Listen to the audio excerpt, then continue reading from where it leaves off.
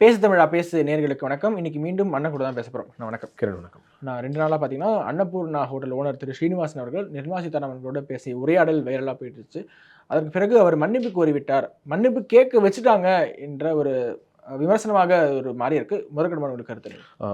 நீ இந்த வீடியோ பார்த்தேன். ஓகே. ஸோ இந்த வீடியோ பார்த்துட்டு இருக்க எல்லோருமே அந்த வீடியோ பார்த்துருப்பாங்க. ஏன்னா அந்த வீடியோ வந்து பரப்பப்பட்டதனுடைய எண்ண ஓட்டம், அதாவது திரு ஸ்ரீனிவாசன் அவர்களுடைய நோக்கம் நல்ல நோக்கமாகவே இருந்திருந்தாலும் கூட அது என்னவாக பரப்பப்பட்டது அப்படின்னா, நிர்மலா சீதாராமன் அவர்கள் நம்முடைய இந்தியாவினுடைய பாரதத்தின் நிதி அமைச்சர் அவர்களை வந்து ஒரு கோயம்புத்தூருடைய ஒரு ஸ்வீட் ஸ்டால் ஒரு மிகப்பெரிய ஒரு நிறுவனத்தினுடைய நிறுவனர் வந்து மடக்கிட்டாரு அப்படிங்கிற ஒரு துணியில தான் அது முதல்ல பரப்பப்பட்டது. ஆமாம்.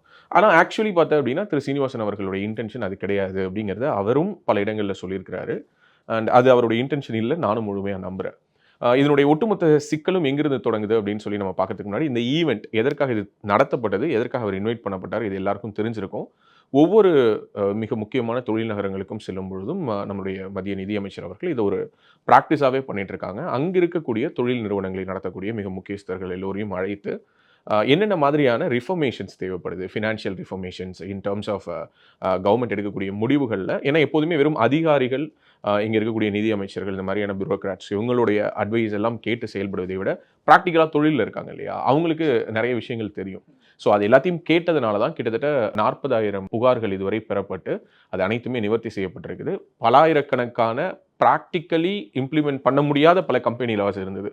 அது எல்லாத்தையுமே வந்து படிப்படியாக அந்த சட்டத்தினுடைய ஓட்டைகள் அனைத்தையுமே அடைச்சு, தேவையில்லாத சில சட்டத்திட்டங்கள் எல்லாத்தையுமே பிரிவுகளை எல்லாம் நீக்கி ஒரு ஃபினான்ஷியல் ரிஃபார்மேஷனை நம்முடைய மத்திய நிதி அமைச்சர் திருமதி நிர்மலா சீதாராமன் அவர்கள் செய்து கொண்டே இருக்கிறார் அப்படிங்கிறது தான் நிதர்சனமான உண்மை.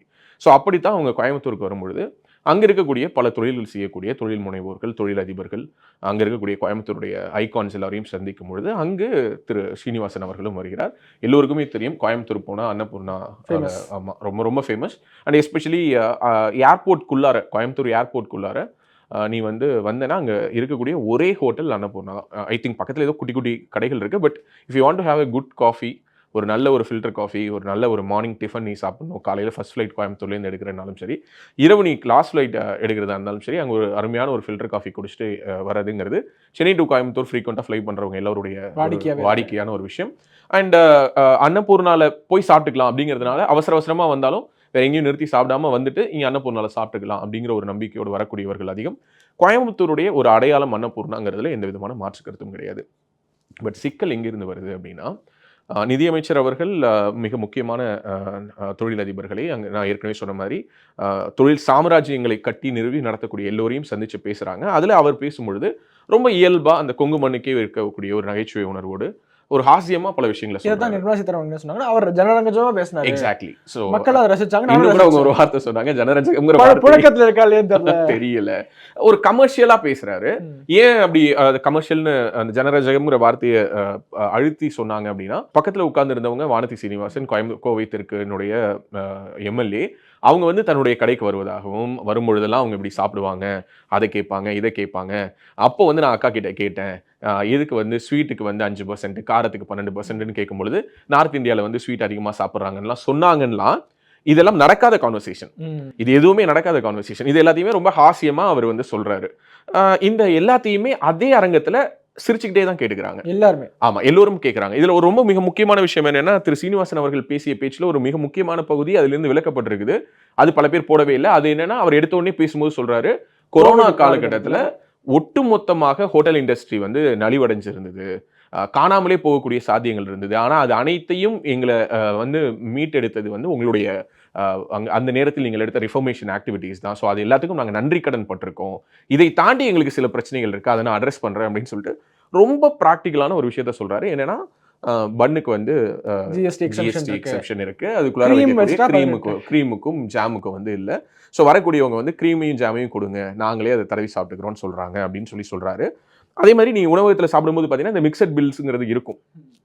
ஒரு ஒரு பதார்த்தத்துக்கு வந்து 5, 1க்கு 12, இந்த மாதிரி 18 இந்த மாதிரி போடக்கூடிய விஷயங்கள்ங்கிறது இருக்கும். ஸோ இந்த கம்ப்யூட்டர் திணறுது, எல்லோரும் கன்ஃபியூஸ் ஆகுறாங்க, மக்கள் கேள்வி கேட்குறாங்க. இது எல்லாமே வந்து என்னன்னா, அவர் சொல்ல வந்த விஷயத்தை அவர் வந்து ஒரு சப்ஸ்டான்ஷியேட் பண்ணி எல்லோரும் சொல்வது போல இல்லாமல் கமர்ஷியலாக அதை சொல்லணும்னு நினைக்கிறாரு. அந்த அரங்கத்தில் கலகலப்பாக ஒரு விஷயத்த சொல்லணும்னு நினைக்கிறாரு.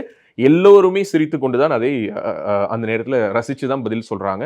அதற்கான பதிலை சொல்லும்பொழுது நிதியமைச்சர் ஒரு விஷயம் சொல்கிறாங்க, அந்த வட மாநிலத்துக்கு ஒன்று, இந்த மாநிலத்துக்கு ஒன்று, அந்த மாநிலத்துக்கு ஒன்று, இந்த மாநிலத்துக்கு ஒன்றுன்னு எந்த விதமான பாகுபாடும் நாங்கள் காட்டுறது இல்லைங்க. ஒரே மாதிரியான முடிவு தான் எடுக்கிறோம். அந்த முடிவை நாங்கள் மட்டும் எடுக்கிறது இல்லை. இங்கே இருக்கக்கூடிய மற்ற மாநில நிதியமைச்சர்கள் எல்லோரும் கலந்து ஆலோசித்து தான் எடுக்கிறோம். இது போக இது போன்ற விஷயங்களை எல்லாம் கேட்டு சரி பண்றதுக்கு தான் அதிகாரிகள் இருக்காங்க. கண்டிப்பா செய்வோம் அப்படின்னு தான் அவங்க சொல்றாங்க. அப்போ இவர் என்ன சொல்றாருன்னா, இல்லம்மா நான் வந்து வரியை வந்து குறைங்கன்னு கூட சொல்லல. ஒரே மாதிரி ஆக்கிடுங்க. ஒண்ணு கூட்டி ஒரே மாதிரி ஆக்கிடுங்க. இல்ல குறைக்கிறதா இருந்தா குறைங்க அப்படின்னு சொல்லிட்டு அவர் சொல்றாரு. இது அனைத்துமே அங்கு அவர் திட்டமிட்டு பேசியதாக நான் நினைக்கல. ஏன்னா ரொம்ப எக்ஸ்டெம்பரா அவர் மனசுல இருக்கிறத அவர் ரொம்ப ஹாஸ்யமா பேசுறாரு. ஆனா இதுல சிக்கல் எங்கிருந்து வருதுங்கிறத நான் சொல்றேன். ஏன்னா இதுக்கு பிறகு இப்ப என்னென்னலாம் நடந்துருச்சுங்கிறது தெரியும். அவர் மன்னிப்பு கேட்ட ஒரு வீடியோ, அந்த வீடியோ வந்து அவருடைய பெர்மிஷன் எல்லாமே எடுத்து சோஷியல் மீடியால போட்டுட்டாங்க. அதுக்கு பிறகு திரு அண்ணாமலை அவர்களுடைய மன்னிப்புன்னு பல விஷயங்கள் இருக்கு. அது எல்லாத்தையும் நம்ம ஒன் பை ஒன்னா பேசுவோம். முதல்ல திரு ஸ்ரீனிவாசன் அவர்கள் பேசியது எந்த விதத்தில் சரி அல்லது இது எப்படி புரிந்து கொள்ளப்பட்டிருக்கு அப்படிங்கிற அந்த இடத்த ரொம்ப கிளியரா பேசணும்னு நினைக்கிறேன். ஏன்னா என்னதான் திரு ஸ்ரீனிவாசன் அவர்கள் மனதில் எதையுமே வச்சுக்காம ரொம்ப இயல்பா ஹாஸ்யமா அந்த அரங்கத்தை கலகலப்பாக்குறதுக்காக ஒரு இறுக்கமான ஒரு கான்வர்சேஷனா ஒரு ஃபினான்ஷியல் டேர்ம்ஸ் அண்ட் ஈக்குவேஷன்ஸா இல்லாமல் அவர் அதை பேச முயற்சித்ததாக எடுத்துக்கொண்டாலும் கூட எனக்கு ஒரு கேள்வி மட்டும் வருது. என்ன கேள்வி வருதுன்னா, இதே நேரத்தில் அங்கு ஒரு திமுக அமைச்சர் உட்கார்ந்திருந்தாருன்னு வச்சுப்போம். ஒரு மத்திய அமைச்சருக்கு பதிலாக ஒரு மாநில அமைச்சர். இவர் இப்படி கேட்டிருப்பாரா? இவர் இதே துணியில் தான் பேசியிருப்பாரா? பக்கத்துல வந்து கோயம்புத்தூருடைய ஒரு எம்எல்ஏ, ஃபார் எக்ஸாம்பிள் வேறு ஏதோ ஒரு வென்ற ஒரு தொகுதியினுடைய எம்எல்ஏ வந்து உட்கார்ந்துருக்காங்க பக்கத்துல. இல்ல செந்தில் பாலாஜி உட்கார்ந்துருப்பாருன்னே வச்சுப்போம். அந்த பக்கத்துல முதல்வர் உட்கார்ந்துருக்காரு. இப்போ முதல்வரை உட்கார வச்சுட்டு செந்தில் பாலாஜியை கோட் பண்ணி, செந்தில் பாலாஜி வந்து என் கடைக்கு வருவாரு, டீ சாப்பிடுவாரு, காஃபி சாப்பிடுவாரு, ஸ்வீட் சாப்பிடுவாரு, காரம் சாப்பிடுவாரு, பில்லை கொண்டுட்டு போய் கொடுத்தா என்னங்க இப்படி பில் போட்டிருக்கீங்கன்னு கேட்பாருன்னு சொல்லி இவரால் கோட் பண்ண முடியுமா? அதை திரு ஸ்ரீனிவாசன் அவர்கள் பண்ணுவாருன்னு நீங்க நினைக்கிறீங்க? ஸ்பேஸ் இருக்குமா நினைக்கிறீங்களா? இருக்காதுன்னு நான் சொல்றேன். இல்லைன்னு சொல்றேன். தமிழ்நாட்டில் அதுக்கான ஸ்பேஸ் இல்லை. தமிழ்நாட்டில் இருக்கக்கூடிய திமுக அமைச்சர்களையோ அல்லது திமுகவினுடைய முதல்வராக, அதாவது நம்மளுடைய தமிழ்நாட்டினுடைய முதல்வராக இருக்கக்கூடிய ஸ்டாலின் அவர்கள் மேடையில் வைத்துக் கொண்டோ இப்படியான ஒரு விஷயத்தை திரு ஸ்ரீனிவாசன் அவர்கள் பேசியிருக்க மாட்டார். இதனால திரு ஸ்ரீனிவாசன் அவர்களுடைய இன்டென்ஷன் தப்புன்னு நான் சொல்ல மாட்டேன். அவர் என்ன பண்றாரு அப்படின்னா, இந்த ஒரு ஸ்பேஸை எடுத்துக்கலாம்னு நினைக்கிறாரு. ஏன் நினைக்கிறாருன்னா, வானதி அவர்களுடைய இயல்பு. ஓகே, ரொம்ப அவங்க வந்து எல்லாத்தையுமே ஜோவியலா எடுத்துக்கக்கூடியவங்க. அவங்களே இன்னைக்கு வெகுண்டு எழுந்து ஒரு பிரஸ் மீட் கொடுக்குற லெவலுக்கு இதனுடைய அடுத்த கட்டம் நகர்ந்திருக்கு. நான் அதை பற்றியும் அடுத்து பேசலாம்னு நினைக்கிறேன். பட் கண்டிப்பா அந்த இடத்துல ஒரு திமுகவினுடைய ஒரு மந்திரி இருந்து, திமுகவினுடைய முதல்வர் அமர்ந்திருந்து திரு சீனிவாசன் அவர்களுக்கு பேசுவதற்கு ஒரு வாய்ப்பு கிடைத்திருந்தால் அவர் இப்படி பேசியிருக்க மாட்டார், என்னால் உறுதியாக சொல்ல முடியும். ஆனால் மத்திய நிதி அமைச்சர் நிர்மலா சீதாராமன் அவர்கள் இருக்கும் பொழுது பக்கத்தில் ஒரு சிட்டிங் எம்எல்ஏ, இன்னும் சொல்ல போனால் நேஷனல் பிரசிடென்ட், மகிழா பிரசிடென்ட் ஆஃப் பிஜேபி அவங்க இருக்கும்பொழுது அவங்களை கோட் பண்ணி பேசுறாரு. எல்லோருமே அதை சிரிச்சுட்டு தான் எடுத்துக்கிறாங்க. ஆனால் இது சோஷியல் மீடியாவில் வேறொரு விதமாக இது பரப்பப்படுது. அதற்கு பிறகு நிர்மலா சீதாராமன் அவர்களே விளக்கம் கொடுக்குறாங்க. இல்லை, அவர் இப்படி பேசினார் எல்லா விஷயத்தையும் சொல்லும் பொழுது மறுநாள் அவர் தரப்பிலிருந்து யாரு திரு சீனிவாசன் அவர்கள் தான் பேசிய பேச்சு மிக தவறாக புரிந்து கொள்ளப்பட்டு பரப்பப்படுகிறதுன்னு தெரிஞ்ச உடனே அவராகவே என்ன பண்றாருன்னா, வானதி சீனிவாசன் அவர்களை ரீச் அவுட் பண்றாரு. ரீச் அவுட் பண்ணி என்ன சொல்றாருன்னா, மேடம் இந்த மாதிரி நான் வந்து ஃபினான்ஸ் மினிஸ்டரை பார்க்கணும், எனக்கு ஒரு அப்பாயின்மெண்ட் வேணும்னே வானதி சீனிவாசன் அவர்கள் பேசிய பேட்டியின் அடிப்படையில் நான் சொல்றேன். அவங்க என்ன சொல்லியிருக்காங்கன்னா, இல்லைங்க எனக்கு அவங்களுடைய ஸ்கெடியூல் வந்து பயங்கர டைட்டா இருக்கு, நீங்க மீட் பண்றது கஷ்டம். இல்லை, எனக்கு வெரி ஃபியூ மினிட்ஸ் ஆகுது வேணும், because I want to explain my self. ஏன்னா நான் பேசின பேச்சு வந்து தவறாக புரிந்து கொள்ளப்பட்டிருக்குன்னு அவர் கேட்டதின் அடிப்படையில் தான் அவங்க வந்து அந்த அப்பாயின்மெண்ட் ஃபிக்ஸ் பண்ணி கொடுத்துருக்காங்க. அந்த அப்பாயின்மெண்ட்ல வந்து பார்த்தோன்னே அவராகவே என்ன நினைச்சிருக்காருன்னா, இல்லைங்க நான் கேட்ட என்னோட இன்டென்ஷன் வேற, தவறாக புரிந்து கொள்ளப்பட்டு அது பரப்பப்படுது, நீங்க அதை அப்படி எடுத்துக்காதீங்கன்னு அவர் எக்ஸ்பிளைன் பண்ணியிருக்காரு. இது வரைக்குமே எல்லாமே கரெக்டாக தான் போயிருக்கு. இதுல எந்த விதமான புறாழுத்தமோ அல்லது வெளியில இருந்து ஒருத்தங்க மிரட்டி அரட்டி உருட்டி அதுக்கெல்லாம் இங்க ஸ்பேஸே கிடையாது. மத்திய நிதியமைச்சர் நிர்மலா சீதாராமன் அவர்களை பொறுத்த மட்டும் அவங்க இந்த மாதிரியான விமர்சனங்களை எல்லாம் அவங்க நிறைய பார்த்துட்டாங்க. அவங்க பார்க்காத விமர்சனமே கிடையாது. அவங்களே இன்னைக்கு மேடைகள்ல நம்மளை நோக்கி தூக்கி வீசப்படக்கூடிய அவதூறுகளை வந்து நம்மளுடைய அடையாளமாவே நம்ம மாத்திப்போங்கிற மாதிரி. ஆமா, என்ன ஊர்கா மாமின்னு தான் சொல்றேன். ஊர்கா போடுறது ஒன்றும் தப்பு இல்லை, ஊர்கா போடுறேன் அவ்வளவுதானே. ஊர்கா போட்டு எத்தனையோ குடும்பங்கள், நான் அதை பத்தி பலமுறை பேசுறீங்க, எத்தனையோ ஏழை குடும்பங்கள்ல ஊர்கா போட்டு வத்தல் வடகம் சுட்டு அதை இட்லி சுட்டு வீடு வீடா கொண்டு போய் பால் ஊற்றி வளர்ந்த குடும்பங்கள் தமிழ்நாட்டில் இருக்கிறாங்க, இந்தியா முழுக்க இருக்கிறாங்க. அதுதான் தமிழ்நாட்டினுடைய இந்தியாவினுடைய பலமே அதுதான். ஏன்னா பல அம்மாக்களுடைய சாக்ரிஃபைஸ், அதுதான் அந்த குடும்பத்தினுடைய ஒரு வளர்ச்சி.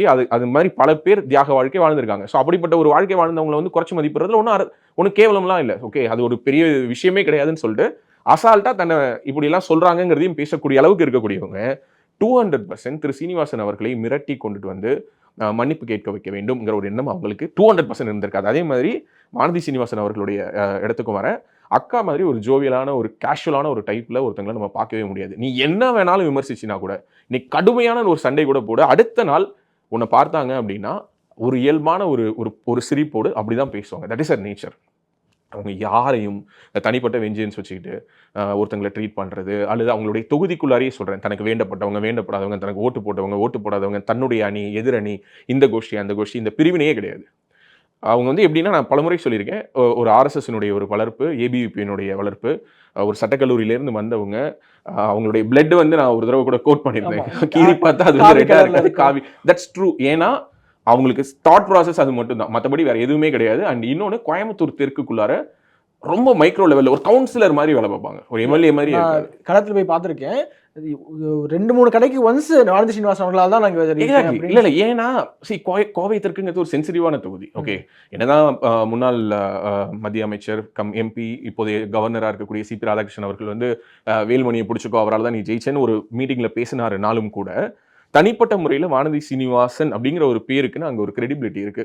ஓகே, அவங்க வந்து அங்கே வந்து நான் தான் சொல்கிறேன், அவங்க ஒரு எம்எல்ஏவாகவே அங்கே செயல்படலை, அவங்க ஒரு கவுன்சிலர் மாதிரி தான் செயல்படுவாங்க. ஓகே, லோக்கல் இஷ்யூஸ் எதுவாக இருந்தாலும் அட்ரஸ் பண்ணுறது, மக்களோட மக்களாக நிற்கிறது, இது எல்லாம் அந்த அக்காவுடைய பலம். அப்படிப்பட்டவங்க நிச்சயமாக அந்த மாநகரத்தின் ஒரு அடையாளமாக இருக்கக்கூடிய ஒரு ஐகான், ஓகே, கோயம்புத்தூருடைய ஒரு ஐகான் அன்னபூர்ணாங்கிறது, அப்படியான ஒரு பின்னணியில் இருக்கக்கூடிய, இன்னும் சொல்ல போனால் அவருடைய இன்டென்ஷன் என்ன நல்லாவே தெரியும் அக்காவுக்கு.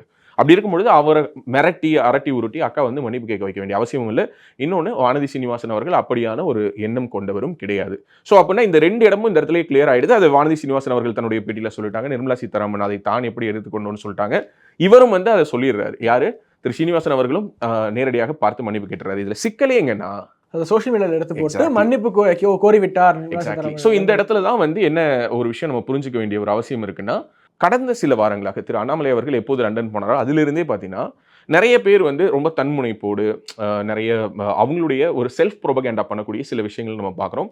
அப்படி ஒரு செல்ஃப் ப்ரோபகேண்டால வந்து ஒரு மிகப்பெரிய ஒரு தவறான ஒரு நகர்வாகத்தான் நான் இதை பார்க்குறேன். ஏன்னா ஒன்ஸ் அந்த வீடியோ பப்ளிஷ் ஆன உடனேவே இது ஏற்கனவே சும்மா சொல்லுவாங்கல்ல, வெறும் வாய் காவல் கிடைச்ச மாதிரி, அந்த மாதிரி பாருங்கள் இங்கே வந்து பாசிச பாஜக ஒருவரை மிரட்டி விட்டது அப்படிங்கிற ஒரு டோன் ஒரு பக்கம், ஒரு நாயுடு சமூகத்தை சேர்ந்த ஒருவரை மிரட்டி விட்டார்கள், பாருங்கள் அவரை வந்து பிராமண பெண் முன் கையெடுத்து கும்பிட வைத்து விட்டார்கள், இந்த ஒரு சாதிய ரீதியிலான நரேட்டிவ். யாரு? இந்த திராவிட மாடல் சாதியே இல்லைன்னு சொல்றவங்க இந்த ஒரு சாதிய ரீதியிலான நரேட்டிவ் பில்டு பண்றதுன்னு கச்சா முச்சான நேத்திலிருந்து அவங்க கிரியேட் பண்ண அந்த நரேட்டிவ்ல இந்த ஒட்டுமொத்த இஷ்யூ, அவர் பேச வந்த இஷ்யூ, அதனுடைய இன்டென்ஷன் என்ன, அதுக்கு அவங்க சொன்ன பதில் என்ன, இது ரொம்ப ஒரு கேஷுவலா போன ஒரு கான்வர்சேஷன் வந்து என்ன ஆயிடுச்சுன்னா ஒரு டர்ட்டி லெவலுக்கு கொண்டு போய் நகர்த்தி வச்சிட்டாங்க. ராகுல் காந்தி ட்வீட் போடுற அளவுக்கு. எக்ஸாக்ட்லி, ராகுல் காந்தி ட்வீட் போட்டிருக்காரு. திரு அண்ணாமலை அவர்கள் அது ரொம்ப சென்சிபிளா இன்னைக்கு ஹேண்டில் பண்ணியிருக்காரு அப்படிங்கிறத நான் இந்த இடத்துல மறுபடியும் சொல்லணும். ஏன் ஒரு அண்ணாமலை போன்ற ஒரு தலைவர் தமிழ்நாடு பாஜகவுக்கு தேவைப்படுகிறார் என்பதற்கு மீண்டும் ஒரு உதாரணம். எந்த நேரத்தில் உள்ளுக்குள்ளார வரணுமோ, even though there is a governing committee இங்கே இருக்குது, ஒரு வழிகாட்டுதல் குழு இருக்குது, அதற்கு திரு ஹெச் ராஜா அவர்கள் வந்து கன்வீனராக இருந்து அவர் தான் எல்லாரையும் ஒருங்கிணைக்கிறார். இருந்தும் கூட அண்ணாமலை அவர்களுடைய இன்டர்வென்ஷனுங்கிறது இங்கே தேவைப்பட்ட உடனடியாக திரு சீனிவாசன் அவர்களை அழைத்து நேரடியாகவே மன்னிப்பு கோரி, நீங்கள் வந்து பார்த்துருக்கலாங்கன்னா, ஆனால் நீங்கள் வந்து பார்த்துருந்தாலுமே நீங்கள் வந்து பார்த்து சந்தித்து நீங்கள் கேட்ட மன்னிப்பை ஒரு வீடியோவாக எடுத்து போட்டதில் எங்கள் தரப்பில் தவறு இருக்கிறது, அந்த தவறுக்கு நான் மன்னிப்பு கோர்றேன். ஸோ ஒரு தலைவன் எங்க வந்து உருவாகிறான் அப்படின்னா, தன்னை சார்ந்தவர்கள் செய்யக்கூடிய தவறுக்கும் பொறுப்பேற்று அந்த மன்னிப்பு கேட்கக்கூடிய இடத்துல தான் ஒரு தலைவன் வந்து ஒரு மாபெரும் தலைவனாக உருமாறுறதா நான் பார்க்குறேன். அதுதான் இன்னைக்கு அண்ணாமலை செய்திருக்கிறார். ஏன்னா இதில் அந்த நேரத்தில் அவர் அமைதியாக இருந்திருக்கலாம். யார் இந்த போஸ்ட் போட்டாங்களோ அல்லது யார் வந்து இப்படியான ஒரு நரேட்டிவ் செட் ஆகிறதுக்கான வாய்ப்புகளை உருவாக்கி கொடுத்தாங்களோ அவங்களை கூப்பிட்டு அவர் காட்சி மூச்சுன்னு கத்திருக்கலாம், அவங்களை பதவியிலிருந்து தூக்கியிருக்கலாம், இல்லை என்ன வேணாலும் பண்ணியிருக்கலாம். இதெல்லாம் பிஹைண்ட் த சீன்ஸில் நடந்திருக்கக்கூடிய விஷயங்கள். ஆனால் அதை எதையுமே பண்ணாமல் நேரடியாக அவர் என்ன பண்ணுறாருன்னா களத்துக்குள்ளார வராரு.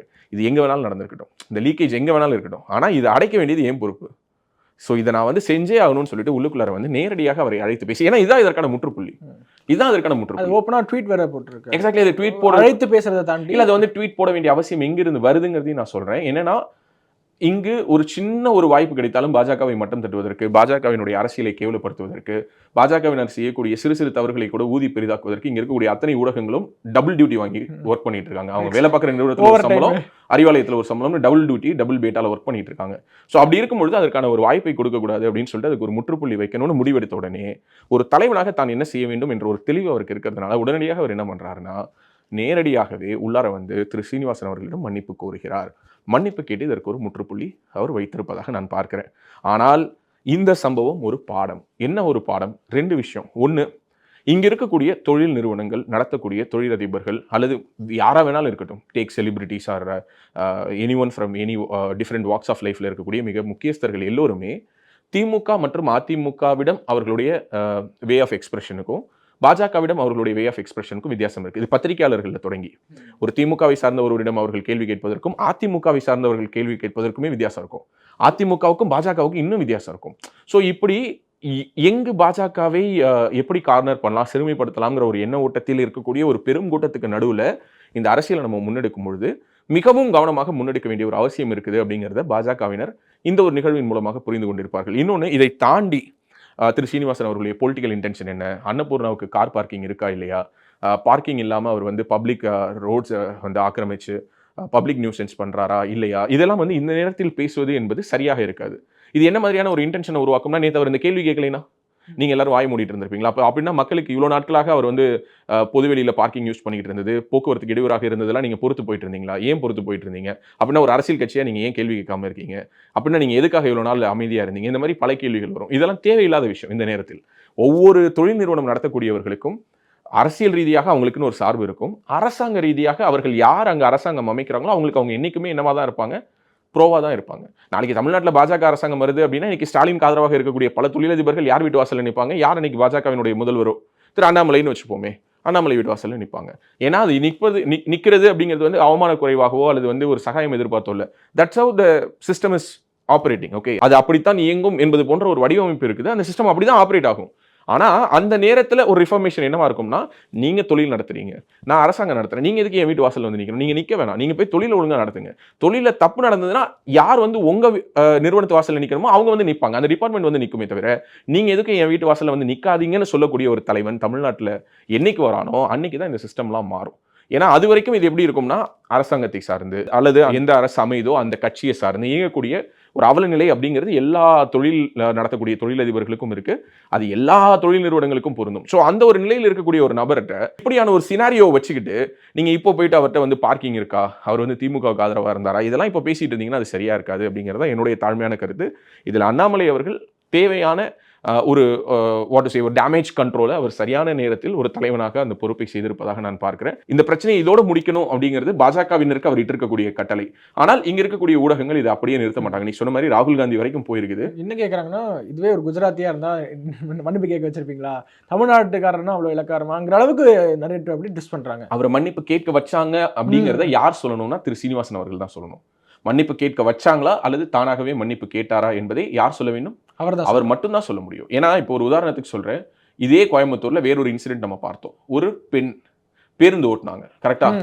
அது பயங்கர வைரல் ஆச்சு. அடுத்த சில வாரங்களுக்குள்ளாகவே அந்த பெண்ணை வேலையை விட்டு தூக்குனாங்க அந்த நிறுவனத்தை சேர்ந்தவர்கள். அதற்கு பிறகு அந்த பெண்ணுக்கு மக்கள் நீதி மையத்தின் சார்பாக கார் கொடுத்தாங்க. இப்போ அந்த பெண் என்ன பண்றாங்க பண்றாங்கன்னு உனக்கும் தெரியாது, எனக்கும் தெரியல. அவங்களுடைய வாழ்வாதாரம் என்னவாச்சு? கொடுத்த அந்த கார் டாக்ஸியை வச்சு அவங்க நல்லா அவங்களுடைய வாழ்வாதாரம்ங்கிறது உயர்ந்திருக்கா, அவங்களுடைய வாழ்நிலை உயர்ந்திருக்குதா, அன்னைக்கு கிடைச்ச அந்த சோஷியல் மீடியா அட்டென்ஷன்ங்கிறது எதுக்காவது அவங்களுக்கு பயன்படுதா? இது ஒரு மிகப்பெரிய ஒரு விவாதம். எதுக்காக இதை சொல்றேன்னா, இன்னைக்கு இருக்கக்கூடிய இந்த ஊடகத்தினுடைய ஒரு தேவைக்கு இந்நேரம் 100 பேர் வந்து திரு சீனிவாசன் அவர்களை வந்து இன்டர்வியூக்காக அப்ரோச் பண்ணியிருப்பாங்க. அவர் இதை எவ்வளவு மெச்சூர்டா ஹேண்டில் பண்றாருங்கிறத இந்த இஷ்யூல நான் பார்க்கணும்னு நினைக்கிறேன். ஏன்னா ஒரு முதிர்ந்த ஒரு தொழில் செய்யக்கூடிய ஒரு நபராக அவரை நான் பார்க்கிறேன். அவர் என்ன பண்ண மாட்டாருன்னா, நிச்சயமா இது தொடர்பான ஒரு ஃபேப்ரிகேட்டட் ஸ்டேட்மெண்ட் கொடுக்க மாட்டாரு. யாருடைய அரசியல் அழுத்தத்துக்கும் அடிபணிந்து என்ன மிரட்டினாங்க, அரட்டினாங்க, உருட்டினாங்கன்னு அவர் சொல்ல மாட்டார். ஏன்னா அப்படி ஒன்று நடக்கலைங்கிறது தான் நிதர்சனமான உண்மை. அதுதான் கள நிலவரம். அவர் தனக்கு ரொம்ப நெருக்கமான ஒரு நபரிடம் அவர் இதை சொல்லியும் இருக்கிறார். கோயம்புத்தூர்ல அவருக்கு ரொம்ப க்ளோஸா இருக்கக்கூடிய இன்னொரு தொழிலதிபர், அவர் வந்து ப்ரோ பிஜேபி சேர்ந்தவர், அவர் அழைச்சு பேசியிருக்கிறாரு. இந்த மாதிரி என்னன்னா, உண்மையாகவே உங்களை யாராவது வந்து ஃபோர்ஸ் பண்ணி தான் மன்னிப்பு கேட்க வச்சாங்களாங்கிற பொழுது அப்படிலாம் எதுவுமே இல்லைங்க. நான் தான் எனக்கா தோணுச்சு நம்ம கேட்டோமே, ரொம்ப கேஷுவலாக பேசுனதை போயிட்டு இப்படி எல்லாரும் மிஸ்இன்டர்பிரேட் பண்ணிட்டாங்களே, நம்ம தரப்பு விளக்கத்தை சொல்லிடுவோம் அப்படின்னு சொல்லிட்டு நான் ட்ரை பண்ணேன். நான் இதை சொல்றதுக்காக தான் அப்ரோச் பண்றேன்னு தெரிஞ்சோ என்னவோ அவங்க எனக்கு மீட் பண்றதுக்கு அப்பாயின்மெண்ட்டே கொடுக்கல. ஆனால் வேற வழி இல்லாமல் கடைசி கட்டமாக நான் ஃபோர்ஸ் பண்ணி தான் அந்த அப்பாயின்மெண்ட் வாங்கிட்டு போய் மீட் பண்ணேன். அவங்க வீடியோ எடுத்து போட்டது கூட எனக்கு எந்த விதமான அப்ஜெக்ஷனும் இல்லைங்க. இதில் வந்து அண்ணாமலை அவர்கள் வந்து என்கிட்ட மன்னிப்பு கேட்குற அளவுக்குலாம் இதில் எதுவுமே நடக்கலை அப்படின்னு அவர் சொல்லியிருக்கிறாரு. இதுதான் ஆக்சுவலாக நடந்திருக்குது. ஓகே, ஸோ அவருடைய மனதில் எந்த ஒரு இடத்திலும் எந்த ஒரு களங்கமும் இல்லை. ஆனால் இந்த ஒட்டுமொத்த சினாரியோவினுடைய தொடக்க புள்ளியாக நான் ஏற்கனவே சொன்னது போல, அவர் இதே துணியில் திமுக அமைச்சரிடம் பேசியிருப்பாரா அப்படிங்கிற ஒரு கேள்வியை நான் அவருடைய மனசாட்சிக்கு விட்டுறேன். ரெண்டாவது, ஒரு தலைவனாக அண்ணாமலை என்ற நபருடைய தேவை தமிழ்நாடு பாஜகவில் ஏன் இன்னும் இருக்கிறது, இனிமேலும் இருக்க போகிறது என்பதற்கு இது ஒரு உதாரணம். அந்த உதாரணத்தையும் நான் அப்படியே அண்ணாமலையை விமர்சிப்பவர்கள் அல்லது அண்ணாமலையை வந்து ஒரு காழ்ப்புணர்ச்சியோடு தனக்கு போட்டியாக பொறாமையாக நினைத்து அண்ணாமலையை விட நான் வந்து பெரிய ஆள் தெரியுமா அப்படின்னு சொல்லி கம்பு சுத்தக்கூடிய எல்லோருக்கும் உங்களிடம் இந்த முதிர்ச்சி இருக்குமா அப்படிங்கிற கேள்வியும் அப்படியே அவங்க முன்னாடி வைக்கணும்னு நினைக்கிறேன். அண்ட் ஃபைனலி 3வது விஷயம், இதே போல நிச்சயமாக இவர் திமுக அமைச்சர்களிடம் பேசியிருக்க மாட்டார். நான் சொன்ன மாதிரி ஒருவேளை பேசியிருந்தா இந்நேரம் என்ன ஆயிருக்கும்னு நினைக்கிறேன். கண்டிப்பா நிறைய ரெபர்கஷன்ஸ் இந்நேரம் அவருடைய பார்க்கிங் ஏரியாவில் நின்று பப்ளிக் வெஹிக்கிள்ஸ் வந்தவங்க போனவங்க கஸ்டமர்ஸ் இவங்களோட வெஹிக்கிள் எல்லாம் பூட்டி அவருக்கு ஏதாவது ட்ரைனேஜ் கனெக்ஷனை கட் பண்ணி அவருக்கு வந்து அரசாங்கத்தோட சொத்து என்னென்ன விதத்தில் குடைச்சல்கள் கொடுத்திருக்க முடியுமோ அது அத்தனையும் இவர்கள் கொடுத்திருப்பார்கள்ங்கிறதுல எனக்கு துளி கூட எனக்கு மாற்று கருத்தோ எனக்கு வேற ஒரு செகண்ட் தாட்டோ கிடையாது. ஏன்னால் இந்த அரசின் மேல் எனக்கு அந்த அளவுக்கு நம்பிக்கை இருக்குது. செல்ஃபி எடுத்தோடனே அது எங்களோட இடம்னு சொல்லிட்டாங்கல்ல அவங்க. யாரு மறந்தாலும் அதை நீ மறக்க மாட்ட போல இருக்கே. ஓகே, ஸோ அதனால வந்து இவர்களுக்கு அந்த மாதிரியான பல மாடர்ன் தாட்ஸ் எல்லாம் உருவாகுங்கிறதுனால எனக்கு அதில் எந்த விதமான செகண்ட் தாட்டும் இல்லை. நிச்சயமாக வேறு விதமாக எதிர்வினையாற்றி இருப்பார்கள். இன்னும் சொல்லப்போனால் அவர் அந்த கூட்டத்தில் பேசிக்கிட்டு இருந்தார்ல, அப்பவே பல உடன்பிறப்புகள் பின்னாடி இருந்துட்டு ஏய் உட்காரு, ஏய் நம்ம இந்த முதல்வன் படத்துல வரும் இல்லையா, செருப்பை கழட்டி கொண்டுட்டு போய் கேமராக்கு முன்னாடி காட்டும் பொழுது என்னது செருப்பு தெரியுதா, செருப்பு ஒட்டி இருக்க சாணியும் தெரியுதுங்கிற மாதிரி இப்படியான ஒரு சம்பவமாகத்தான் நடந்திருக்கும். இவ்வளவு ஒரு கேஷுவலான ஒரு கான்வர்சேஷனா அந்த இடத்திலேயே அது நடந்திருக்காது அப்படிங்கிறது தான் என்னோட எண்ணம். வரக்கூடிய 17ஆம் தேதி நம்மளுடைய பாரத பிரதமர் நரேந்திர மோடியுடைய பிறந்தநாள். அதுக்காக நம்மளுடைய முயற்சியாக மக்கள்கிட்ட வீடியோஸ் கலெக்ட் பண்றோம்னு ஒரு முன்னெடுப்பு எடுத்திருக்கோம். அது குறித்து நீங்க சொல்லுங்க. அஃப்கோர்ஸ் கிரண், 74வது பிறந்தநாள், பிரதமராக அவர் வந்து 3வது முறையாக அரியணை ஏற்று வரக்கூடிய முதல் பிறந்தநாள். நம்மளுடைய சேனல்ல அந்த டே ஃபுல்லாவுமே நம்ம வந்து பாரத பிரதமர் மோடி அவர்களை செலிப்ரேட் பண்ண போறோம். ஸோ இந்த வீடியோ பார்த்துட்டு இருக்கக்கூடிய எல்லோருமே அவருக்கு வாழ்த்து சொல்லணும்னு நினைக்கிறாங்க. உங்களுடைய பர்சனல் எக்ஸ்பீரியன்ஸில் உங்கள் மனசுக்கு மோடி எவ்வளோ நெருக்கமானவர், ஏன் மோடிஜியை உங்களுக்கு அவ்வளோ பிடிக்குது, அவர் வந்து இந்த இந்தியாவுக்கு எவ்வளோ ரொம்ப முக்கியமானவர் நீங்கள் நினைக்கிறீங்க, ஒரு அரசியல் களத்தில் அவருடைய பங்களிப்பாக நீங்கள் நினைப்பது என்ன, அவருக்கு பிறந்தநாள் வாழ்த்து செய்தியாக நீங்கள் என்ன சொல்லணும்னு நினைக்கிறீங்க, இந்த விஷயங்களை 30 செகண்ட்ஸ்லேருந்து 1 மினிட்குள்ளார, அதிகபட்சமாக 1 மினிட்குள்ளார ஒரு வீடியோவாக உங்கள் ஃபோனில் நீங்களே ரெக்கார்ட் பண்ணி அதை வந்து கீழே தெரியக்கூடிய இந்த வாட்ஸ்அப் நம்பருக்கு அனுப்பி வைங்க. உங்களுடைய வாழ்த்து செய்திகளும் கண்டிப்பாக நம்மளுடைய சேனலில் இடம்பெறும். அது போக நிறைய சிறப்பு நிகழ்ச்சிகளுக்கும் நம்ம பிளான் பண்ணியிருக்கோம். ஆக்சுவலி நம்ம இதை இன்னும் ரொம்ப பெருசாக செலிப்ரேட் பண்ணணும்னு ஆசைப்பட்டோம். கிட்டத்தட்ட ஒரு பெரிய ஒரு ஈவெண்ட்டாக மேபி இது ஒரு அடுத்த கட்ட நகர்வாக கூட நான் இந்த நேரத்தை சொல்லணும்னு நினைக்கிறேன். இந்த வருஷம் செப்டம்பர் 17 அடுத்த வருஷம் செப்டம்பர் 17 வரைக்கும், அதாவது ஒரு வருஷம் இருக்கு இல்லையா, 74 to 75 வரைக்கும் அவருடைய பவள விழா கொண்டாட்டம் வருது இல்லையா, 75th பர்த்டேக்கு இந்த ஒரு வருஷத்துல நம்ம தொடர்ச்சியாக மோடி அவர்களை கொண்டாடக்கூடிய வகையில் பல நிகழ்வுகளை நம்ம ஆன் கிரவுண்ட்லேயே நம்ம நடத்துறதா இருக்கும். ஸோ பல கான்க்ளேவ்ஸ் மூலமாக என்ன மாதிரியான ரிஃபர்மேஷன்ஸை மோடி அரசாங்கம் கொண்டு வந்திருக்கு, ஏன் இந்தியாவினுடைய ஒரு பொற்கால ஆட்சியை மோடி வழங்கியிருக்காருன்னு நம்ம எல்லாரும் சொல்கிறோம். டிஃபென்ஸாக இருக்கட்டும், ஃபினான்ஸாக இருக்கட்டும், இந்தியாவினுடைய உள்கட்டமைப்பு இன்ஃப்ராஸ்ட்ரக்சருடைய வளர்ச்சியாக இருக்கட்டும், இந்த மாதிரியான விஷயங்களில் அவருடைய பங்களிப்பு என்னங்கிறத நம்ம தொடர்ச்சியாக அடுத்த ஓராண்டும் பேச போகிறோம். 74வது பிறந்த நாளில் தொடங்குற இந்த விஷயம் அவருடைய 75வது பிறந்த நாள் வரை தொடரும். பேசு தமிழா பேசு அடுத்த ஓராண்டுக்கு மோடி அவர்களை கொண்டாட போகுது. நம்ம எல்லோரும் சேர்ந்து கொண்டாட போகிறோம். ஸோ அது ரொம்ப சந்தோஷமாக இந்த நேரத்தில் நான் உங்கள் எல்லோருக்கிட்டையும் ஷேர் பண்ணிக்கிறேன். நிறையா பேசியிருக்கோம்னா மீண்டும் நல்ல சந்திப்போம். நன்றி. உலக தமிழ் சொந்தங்களுக்கு வணக்கம். நான் ராஜவேல் நாகராஜன். பேசு தமிழா பேசு வலையொலியுடைய வளர்ச்சிக்கு நீங்களும் உறுதுணையாக இருக்கணும்னு நினைச்சீங்கன்னா இந்த வீடியோடைய டிஸ்கிரிப்ஷனில் இருக்கக்கூடிய ரேசர் பே லிங்கை கிளிக் பண்ணுங்க. அந்த லிங்க்ல போயிட்டு உங்களுக்கு விருப்பமான தொகையை பேசு தமிழா பேசுவனுடைய வளர்ச்சிக்கு உங்களுடைய பங்களிப்பாக நீங்கள் கொடுக்கலாம். நன்றி, வணக்கம். இந்த வாரத்துல 7 நாள், இந்த 7 நாள் 7 கிழமைகள்ல பிறந்திருந்தா அவங்களுக்கு எந்த மாதிரி விஷயங்கள் இதெல்லாம் செஞ்சா அவங்களுக்கு இதெல்லாம் இன்னும் கொஞ்சம் சக்சஸ்ஃபுல்லா இருக்கும், பவர்ஃபுல்லா இருக்கும்? ஏன்னா ஒரு கிழமையை போய் பெருசா பேசணுமா அப்படின்னா, நம்முடைய ஜோதிட சாஸ்திரமும் அந்த வான சாஸ்திரத்தையே வாழ்க்கையா வச்சிருந்தவங்க நம்முடைய மக்கள். இந்த மாதிரி ஆன்மீகம் மற்றும் ஜோதிடம் சார்ந்த இன்னும் பல வீடியோக்கள் பார்க்கணுமா? மறக்காம திருவருள் டிவிக்கு சப்ஸ்கிரைப் பண்ணுங்க. திருவருள் டிவியுடைய சேனல் லிங்க் இந்த வீடியோடைய டிஸ்கிரிப்ஷன்ல இருக்கு.